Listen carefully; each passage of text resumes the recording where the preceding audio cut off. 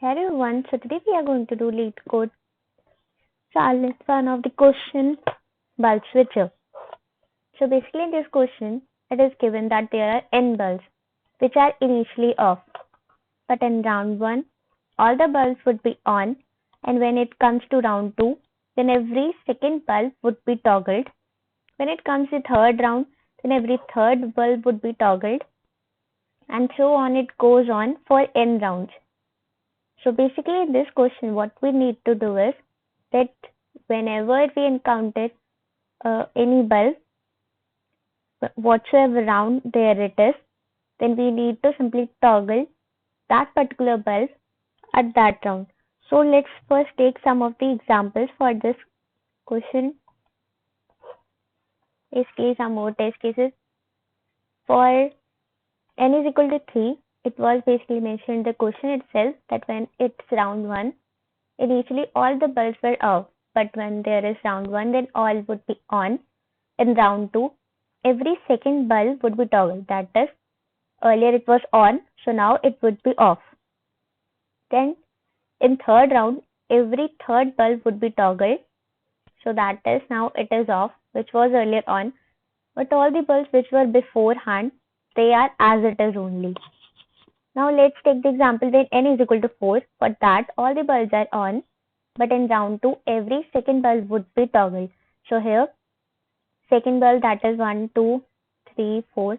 Second bulb is off, and now here fourth bulb, which is another second bulb, it is again off, basically toggled. Now every third bulb, so it will be off.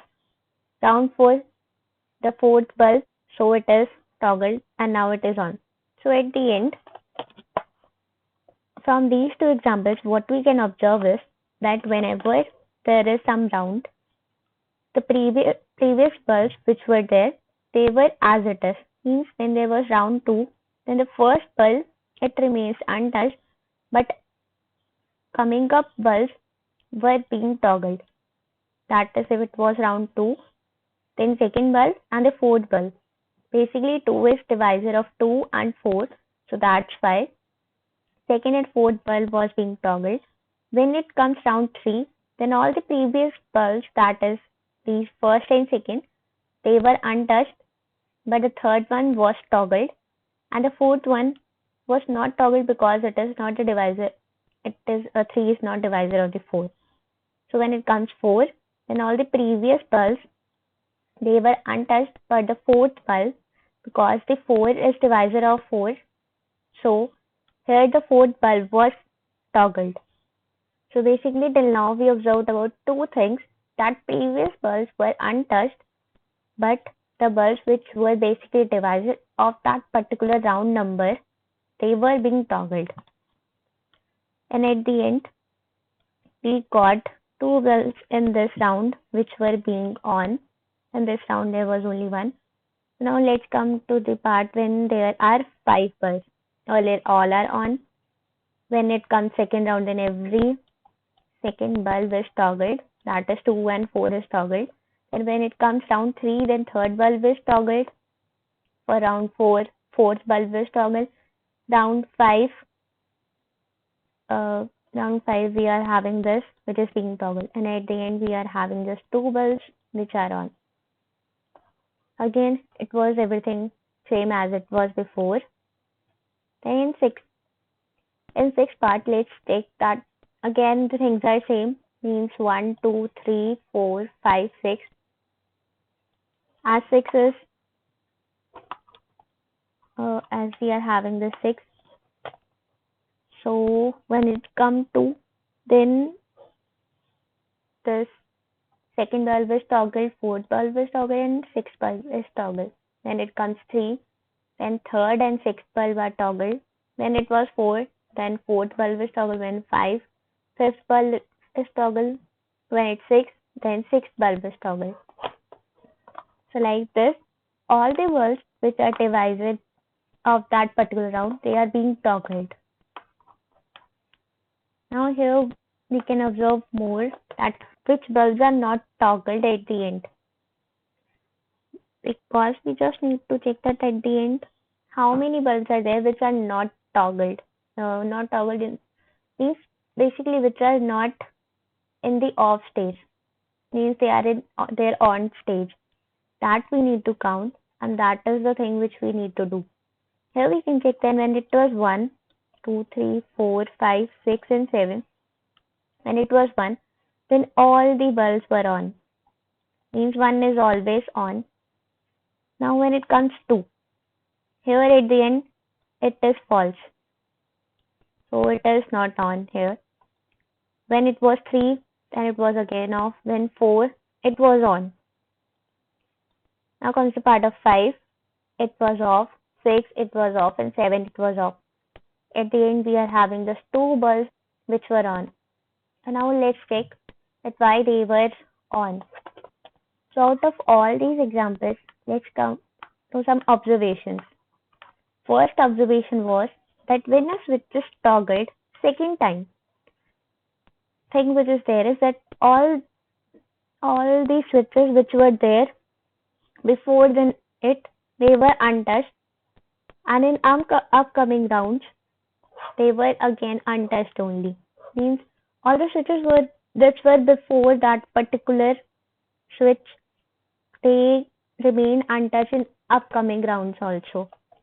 Means the thing which I was explaining here, that when it comes for the 1, then all were there, but when it comes round 2, then 1 was untouched. When it comes round 3, then 1 and 2 were untouched. And when it comes round 4, then 1 to 3 all were untouched. So that is the thing which is the first observation here. But still there are some exceptions that we'll see in third observation. And observation 2 is that as divisors always come in pairs, thus if the switch is toggled, that is a switch toggled even number of times, then it won't be toggled again. But still there are some exceptions in this case also. Now the thing is, as when there is round 1, so every switch is being toggled. So this is the first time when every switch is toggled. Now when it's round 2, let's take the divisor of 2. It is 2 and 1. So that's why it is being toggled here only.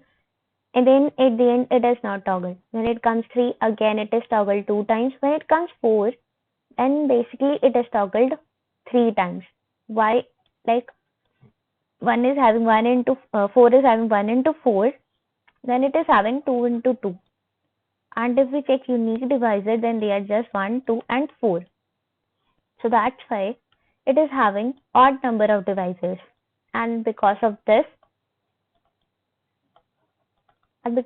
fact only, it is toggled odd number of times. But let's come to the fact about 6.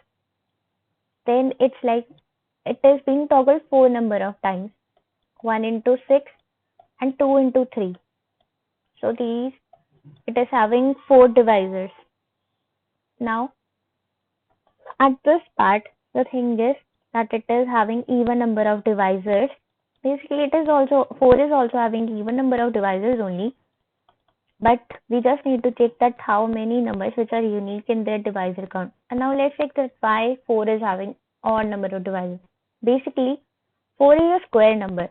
So whenever we encounter a square number, so at that portion, the thing is, it will be having a divisor which is there as twice number of times. And we are having rounds which occurs only in which occurs basically once. That is if 4 is having 2 into 2. So there is nothing like that. We will be having this round 2 twice. So that's why we just need to find out unique divisors. And whenever we encounter a square number, so at that time, the switch will be toggled odd number of times. And that's the reason it is being on at the end. So that's why we need to check that how many square numbers are there in our 0 to n series. Basically 0 to n range. So a third observation is, if a number is a perfect square, then it has odd number of divisors. And if we ignore duplicates, that is the number which makes it square. For example, if we take 9, then we are having 3 into 3 and 1 into 9. So we are having 3 divisors that thus it will be toggled again at 9 sound, thus it will remain on only. So all this implies that for any number, for any I basically less than n, if I into I is less than equal to n, then we simply need to increase the count. Else if I into I is greater than n, then we simply need to break. That is, we need to check that for a particular number, is it a square, and that square should lie in the range of given n only, means 1 to n. If it lies in that range only, then we need to increment the count, else we simply need to break that too. Thus, if we take the example of 9, means when n equals to 9, so under root of 9 is equal to 3, right? So we are having two divisors, 1 into 9 and 3 into 3 is equal to 9. Means two pairs of divisors. So one more thing, if we check in this example only, that finally if we check that if we take 1 raised to power 2 means 1 square is equal to 2, which is less than 9. Then 2 raised to power 2, that is 2 square is equal to 4, which is less than 9. And if we take 3 square, which is 9, that is it is equal to 9. Thus there are three numbers until 9 which are having square less than or equal to 9. So that's why after this observation, means after this final observation, we can check, means basically the conclusion is that if input is equal to n, then there would be under root of n terms who would be perfect square. Thus we would be having under root of n as our answer. So basically, if we want to write this thing in C++, then it will be simply as square root of n. If we need to do in Java, JavaScript or Python, then we simply need to parse them because it will not return as it is. So we need to simply parse them into the int form, and basically we will finding out square root of that n number only. So now time complexity will be simply order of 1 because we are performing the square root function only, and the space complexity will be simply order of 1 again. So now comes the part of coding. That in coding how we need to do is, so for C++ we need to simply do it as it is because in C++ it will return int as it is, means no double number would be returned. But for the Java we simply need to pass it and also use math.square-root. And if we check about Python 3, then it will be again we need to parse it into int. And then for JavaScript again we need to parse, we use the function parseInt so that it could be parsed into int form, and then we'll find math.square-root of n. So this is how this question is being done. So thank you.